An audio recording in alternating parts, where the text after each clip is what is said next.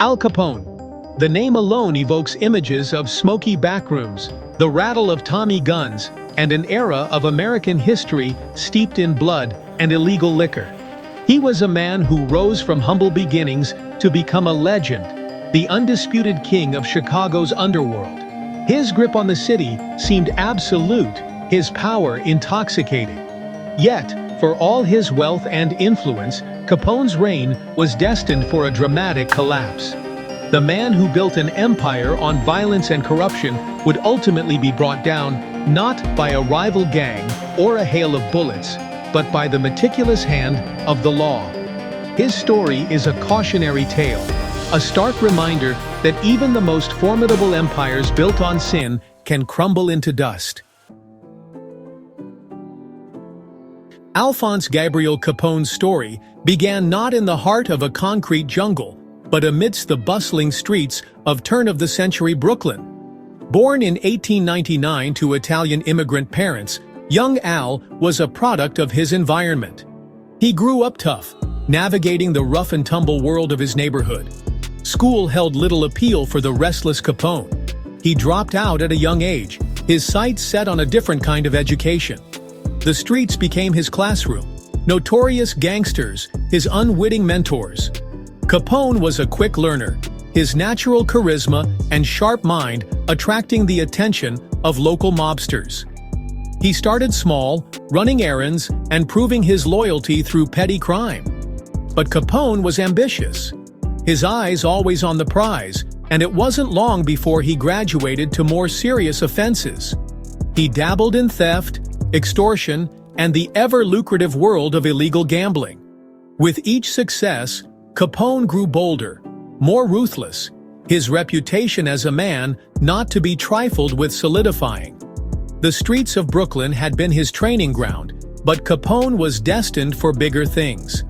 His sights were set on grander schemes, his ambitions fueled by a potent mix of greed and an unquenchable thirst for power. Little did he know, his journey was about to take a pivotal turn, one that would launch him into the annals of criminal history and forever alter the landscape of American organized crime. The winds of change, thick with the promise of wealth and notoriety, carried Al Capone westward.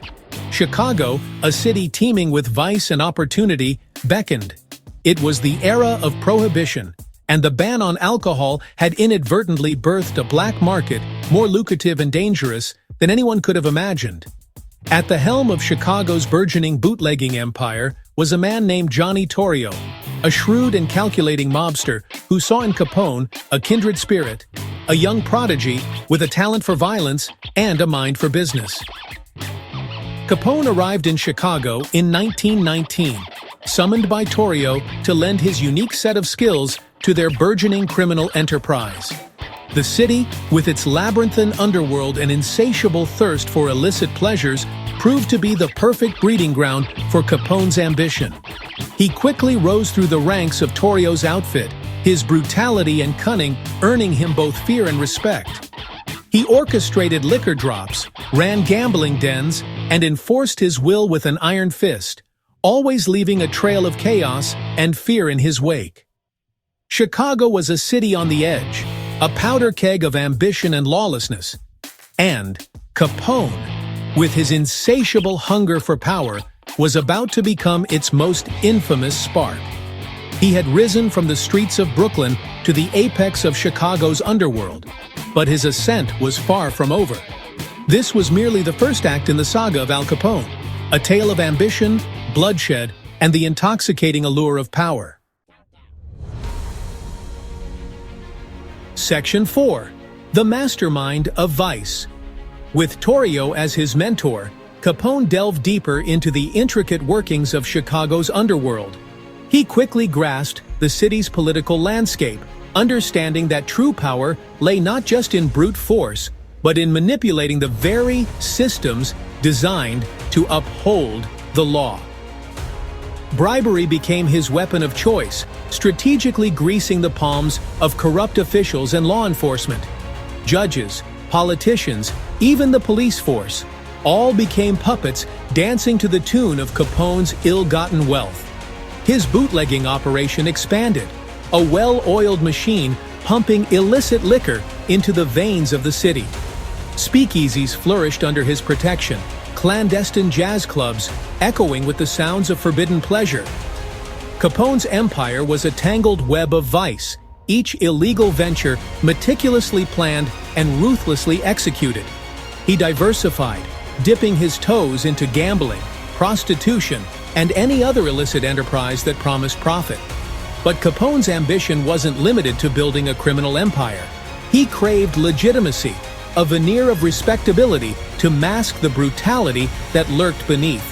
He donated to charities, presenting himself as a benefactor of the downtrodden, a champion of the working class. It was a carefully crafted facade, a calculated attempt to curry favor with the public and deflect attention from the bloodstains on his hands. His reign over Chicago seemed absolute, his grip on the city tightening with each passing day. But even as Capone's star ascended, a storm was brewing on the horizon, a force more formidable than any rival gang or crooked politician. The very system he sought to manipulate would soon turn its sights on him, determined to bring down the kingpin of Chicago. Section 5. The People's Gangster. The Roaring Twenties roared loudest in Chicago, and at the heart of it all was Al Capone, a perverse symbol of the era's intoxicating blend of glamour and lawlessness. He was a walking contradiction, a ruthless gangster who captivated the public's imagination. His lavish lifestyle, his flamboyant persona, and his undeniable charisma made him a perversely alluring figure. The newspapers, hungry for sensational stories, devoured every detail of his exploits, inadvertently fueling his notoriety. Capone played the role of the benevolent gangster to perfection. He cultivated an image of himself as a man of the people, a Robin Hood figure who provided jobs and stimulated the economy during a time of economic uncertainty. His soup kitchens, opened at the height of the Great Depression, fed thousands of hungry Chicagoans, further cementing his image as a champion of the downtrodden. Of course, it was all a carefully orchestrated charade, a cynical manipulation of public perception designed to mask the brutal reality of his empire. But for many, particularly those who benefited from his calculated generosity, the illusion held strong. They saw in Capone a man who, despite his flaws, cared about his city, a sentiment he made sure to reinforce through carefully staged acts of philanthropy and public relations.